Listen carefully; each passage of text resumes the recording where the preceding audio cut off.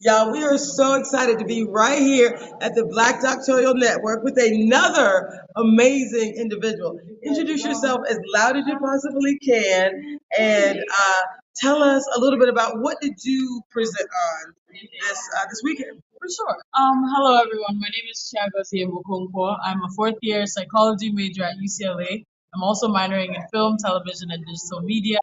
At the Black Doctoral Network conference, I presented my poster on Igbo language proficiency and the relationship of that to sense of belonging to Igbo culture. Basically, my research project is just about that, just about how whether one is able to speak Igbo or not speak Igbo affects how they feel that they belong or don't belong around other Igbo people. And the purpose of my research is basically to show why it's important to teach your traditional language to your children so that to help the culture get passed along. Don't you love that? You have people watching us saying, I love it. So what I love about this as well, so we talked about you're at UCLA, and we just had another, A UCLA student, what's yeah. his name again? Tim Hurd, Tim Hurt. So he was a presenter as well, and he talked about Prop 209. and Black And students' yeah, Black reaction. UCLA students' reaction to So Prop. what did he say? What was his presentation? I actually missed this presentation unfortunately So, because I arrived a and what is little Prop late. 209? It's talking about like affirmative action and the move to abolish affirmative I guess action. he said that was like in 1996, whatever. Yeah. So the impact. We have a similar thing that happened in Washington State. Mhm. Traumatic, Mhm. right? Like totally negatively impact businesses owned by people of color, Mhm. Black businesses in particular. So the thing that we are doing, we're creating a space with the Better Together Empowerment Series and the Living Power of the Experience to actually change systems. So when you hear the term Better Together, what does that mean to you? Why is it better that we do this type of work together? I think when I hear better together, the first thing that just comes to my mind is community. And like that reminds me so much of my research as well, just because I'm talking about how if you're not able to communicate with the people in this community, how will there be any unity? How will there be any progress, any development? And so when we're working, and the reason that everything is better together is because you have that support in your community. You're able to rely on other people around you, and you don't feel alone in trying to propel yourself to the next level. I love it. I love it so much. And the series, so the Better Together, series, the Better Together Empowerment Series has three focus areas, and we were talking about the first one is this idea of increasing or fostering diversity, equity, inclusion, belonging, and justice in business and in life. Mhm. Right. The second one is supporting Black business and wealth building for all, and then really the third focus area is empowering youth development and professional development. Right. So really creating a space where we're all growing and learning together. And so when I mentioned the idea of the diversity, equity, and inclusion, and I said that's the what. The better together is the what. And the how we're going to do that is through the living powerful experience. And you said, I'm so glad you're doing the living powerful experience for us. And you're doing it for students, and you're doing it for professionals, you're doing it for community leaders. But I'm really thrilled that you're doing it in the companies and in the corporations. Why did you say that? I had said that just because we were talking about like me as a student and even like my younger sibling or my youngers in general, like the people younger than me from even just K through 12 because I'm in university right now doing my undergrad. Where only a lot of research and a lot of initiatives are focused around students and these K through 12 institutions and college institutions as well. But after you implement these initiatives in those institutions, where are these students going to? The workforce. They're going to the workforce, and it's important for them to leave a safe space in their academic institutions and go to a safe space in their career institutions, whether it's their workplace or even if they're entrepreneurs, like saving, like creating a safe space in their company for their employees, for their co-founders and certain things and people and just people in general. I love it. So the concept of a safe space. I love that you use the term.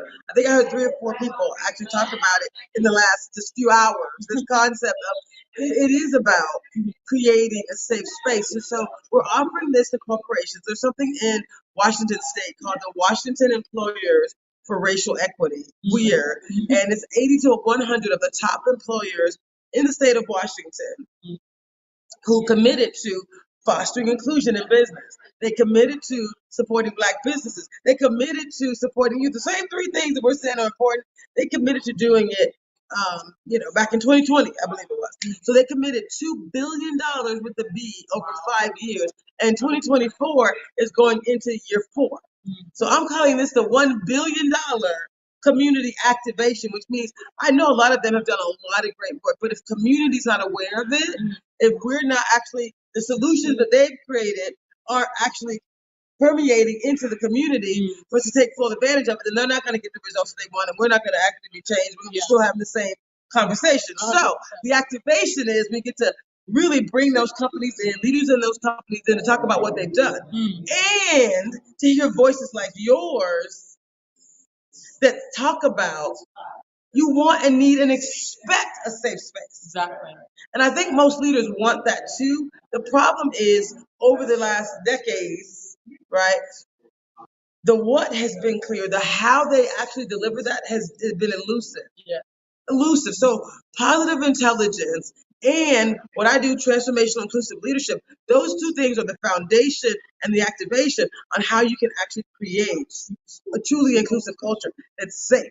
Because I'm going to go as far as to say, to be a little bit, controversial, I'm going to say don't hire Black people unless you've created a safe culture for them to thrive. Exactly. It ain't about bringing us in. It's about creating a space where we're able to thrive as well. I got some amen corners over here saying, you ain't never lied. Amen. Amen. What's your name, presenter? Okay, well, we're gonna finish this interview with her first, and we're gonna talk to Ingrid later.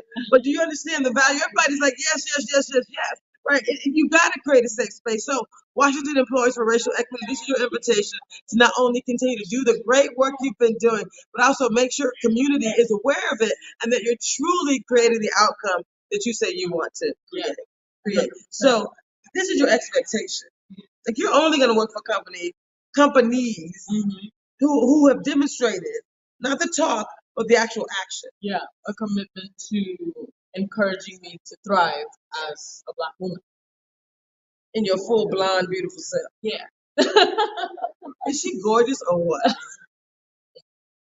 Brilliant and gorgeous. That's all I'm seeing around here are brilliant, gorgeous people who are really activated. Like you're here because you want to be a part of change. You believe that. Sorry, let me grab this book here that I was just reading with it. Like he talks about the quote that was in here was around the fact that we get to change the world. Like you actually believe that you were put on this earth to truly change the world. Am I correct? And it's true, and it's a fact. Like we all have a purpose, and we're not supposed to fulfill that purpose individually, like on our own. We were put into communities so that we can do these things together. We're supposed to be able to reach out to people and expect and be open to the fact that they will be open to us. I love it. So when you hear this quote, tell me what you think. This is from Harriet Tubman.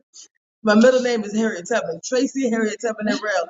THTH, baby. Set my people free. I literally saw that in the vision when I was in junior high school. Wow. And so God kept showing me that. THTH, set my people free. So here you go. Harriet Tubman's quote is, tell me what you think about this. Always remember, you have within you the strength, the patience, and the passion to reach for the stars to change the world. Wow. I think that is absolutely empowering. And I think that like the way that we're raised and the way that we're taught and the places that we work in need to encourage that kind of spirit, that kind of inspiration in us to understand that we do have the power within us to achieve everything and anything that we set our minds to. Yeah, do you see my people? I love this so much. I know you got to go, but you're going to participate in our 6-week program. We're going to figure out that whole next step. Don't leave. Are you going to let me interview you? Okay, good. So she's going to go. We're going to get some more people in. You've been amazing. I'm so excited. This is going to be awesome.